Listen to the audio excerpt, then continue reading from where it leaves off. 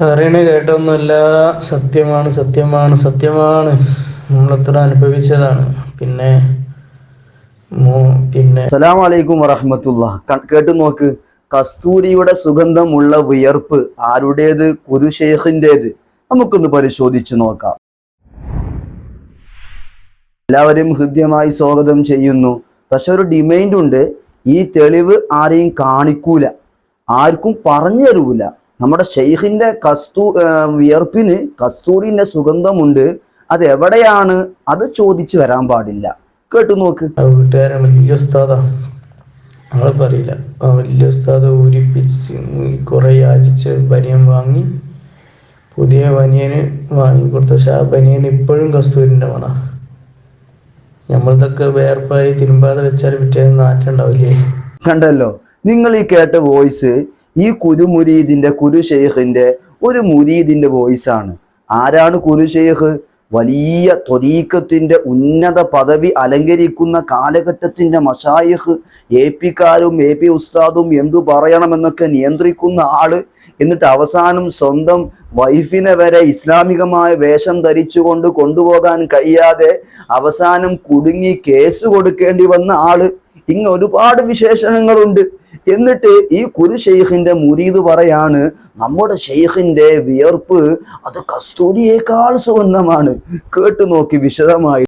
വിയർപ്പിന് കസ്തൂരി മണം എന്നുള്ളത് എപ്പോഴും നമുക്ക് അനുഭവിക്കണമാണ്. മനസ്സിലായില്ലേ?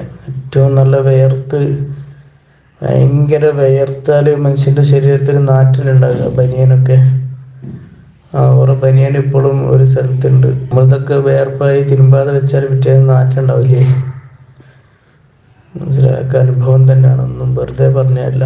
നിങ്ങളോട് പത്രമൊക്കെ പറഞ്ഞാൽ പറ്റുള്ളൂ. എന്നെ കേൾക്കുന്ന ആളുകളോട് നമ്മൾ എന്തിനാണ് ഈ വിഷയമൊക്കെ പറയുന്നത്? നിങ്ങൾ ആലോചിച്ച് നോക്ക്. പണ്ഡിതന്മാരോട് അടങ്ങാത്ത വെറുപ്പ്. ഒരു ഷെയ്ഖ് എന്ന് പറഞ്ഞ് നടക്കുന്ന ഈ ആളിൽ നിന്ന് പച്ച തെറി.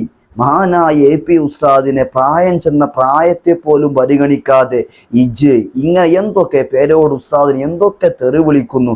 ഒന്ന് കേട്ടു നോക്ക് നിങ്ങൾ. ഒരു സാമ്പിൾ. പറഞ്ഞവന്റെ കുഞ്ചിക്ക് പിടിച്ചു പുറത്തെറിയാനാണായി പറന്ന ഒരുത്തനും ഓന്റെ കുഞ്ചി പിടിച്ചിട്ടല്ലേ പുറത്തെറിയേണ്ടത്? ഓൻക്ക് ഉണ്ടെങ്കിൽ എൻ്റെ കുഞ്ചി നിങ്ങൾ ആലോചിച്ച് നോക്ക് പ്രിയപ്പെട്ട സഹോദരന്മാരെ. ഇത് മൂത്രം മാത്രമാണ് ഒഴിച്ചു കൊടുത്ത്, അതിന്റെ ശേഷമുള്ള ഒഴിച്ചു കൊടുത്തുണ്ടോ? എന്തിനാ അയാൾക്ക് ഉപ്പും ചോറും കൊടുത്തിട്ട് കാഷ്ടവും മൂത്രവും കൊടുത്തിട്ട് ശിവനെ വളർത്താൻ ഇങ്ങനെ പറ്റി? എന്നെ കേൾക്കുന്ന നിഷ്പക്ഷമായി ചിന്തിക്കുന്ന ആളുകളോട്, ഇവരൊക്കെ വലിയ സംഭവമാണ് എന്ന് ചിന്തിക്കുന്ന ആളുകളോട് ഇവര് പറയുന്ന ന്യായം എന്താണ്? ഞങ്ങൾ മഹാനായ മടവൂർ ഷെയ്ഖുനാക്ക് വേണ്ടി സംസാരിക്കാണ്, റസൂലുള്ളാഹിക്ക് വേണ്ടി സംസാരിക്കാണ്. നിങ്ങൾ ആലോചിച്ചു നോക്ക്. ഏറ്റവും ഉന്നതനായ ഹബീബായ സല്ലല്ലാഹു അലൈഹി വസല്ലമ തങ്ങളോട് ഏറ്റവും മോശപ്പെട്ട അബൂജഹലിനെ ക്ഷണിക്കാൻ വേണ്ടി, ദഅവത്തിന് വേണ്ടി അള്ളാഹു നിയോഗിക്കുമ്പോൾ ബിൽ ഹിക്മത്തി വൽ മൗഇളത്തിൽ ഹസന, നല്ല ഉപദേശം, നല്ല വാക്ക്, ഇങ്ങനെയാണ് പറയാൻ വേണ്ടി പറഞ്ഞത്. എന്നിട്ട് ആ റസൂലിന്റെ അനുയായിയാണ് എന്ന് പറഞ്ഞ്, മടവൂർ ഷെയ്ഖുനാന്റെ മുഹിബാണെന്ന് പറഞ്ഞ് മടവൂർ ഷെയ്ഖുനാനെ വിറ്റ് കാശാക്കുന്ന ഇവരെ വാക്കിൽ നിന്ന് വരുന്ന തെറികൾക്ക് കയ്യും കണക്കുമുണ്ടോ സഹോദരങ്ങളെ? ഈ ഫിത്നയിൽ നിന്ന് അള്ളാഹു നമ്മളെയും നമ്മുടെ സമൂഹത്തെയും ഈ നാടിനെയും രക്ഷപ്പെടുത്തട്ടെ എന്ന് ദുആ ചെയ്തുകൊണ്ട് വാക്കുകൾ അവസാനിപ്പിക്കുന്നു. ഇനിയും കാണാം. അസ്സലാമു അലൈക്കും വറഹ്മത്തുള്ളാഹി വബറകാതുഹു.